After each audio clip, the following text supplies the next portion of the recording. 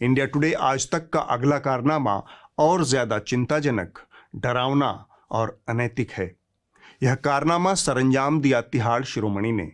किसने कल्पना की थी कि एक दिन ऐसा भी आएगा जब घनघोर सांप्रदायिकता और सियासी चाटुकारिता में डूबा हुआ व्यक्ति आज तक पर प्राइम टाइम की खबर पढ़ेगा और खबर के नाम पर मिस इन्फॉर्मेशन या फिर झूठ फैलाएगा।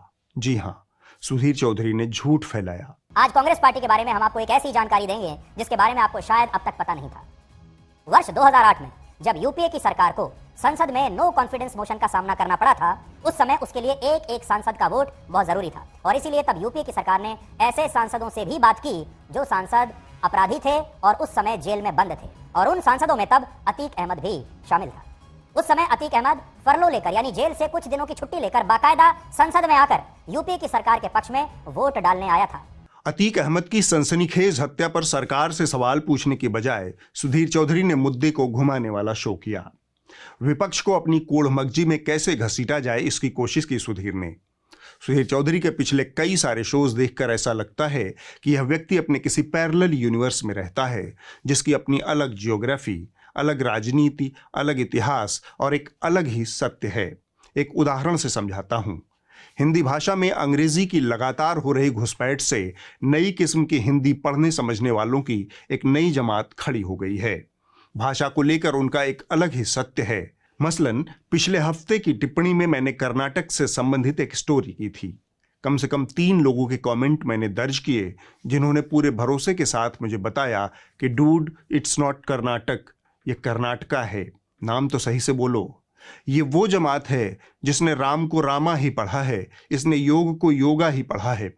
इसका सत्य यही है कि योगा ही सत्य है, योग जैसा कुछ नहीं है। सुधीर चौधरी की भी ऐसी ही एक दुनिया है। उन्होंने आज तक के सुनहरे पर्दे पर पूरे देश को बताया कि अतीक अहमद से कांग्रेस पार्टी का रिश्ता था। कि कांग्रेस पार्टी ने भी एक समय में अतीक अहमद की सेवाओं का पूरा फायदा उठाया है, उसकी सेवाएं ली हैं। यह सरासर झूठ और गलत बयानी है। यह बहुत हाल की घटना है, इसलिए इसके तथ्य खोजने के लिए हमें बस थोड़ा सा स्मृति पर जोर डालना है।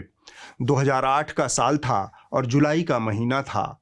मनमोहन सिंह की यूपीए 1 की सरकार थी जो वामपंथी पार्टियों के समर्थन से चल रही थी, लेकिन अमेरिका के साथ सिविल न्यूक्लियर डील के मुद्दे पर वामपंथी पार्टियों ने सरकार से समर्थन वापसी का फैसला कर लिया। जवाब में विपक्ष संसद में अविश्वास प्रस्ताव लेकर आया।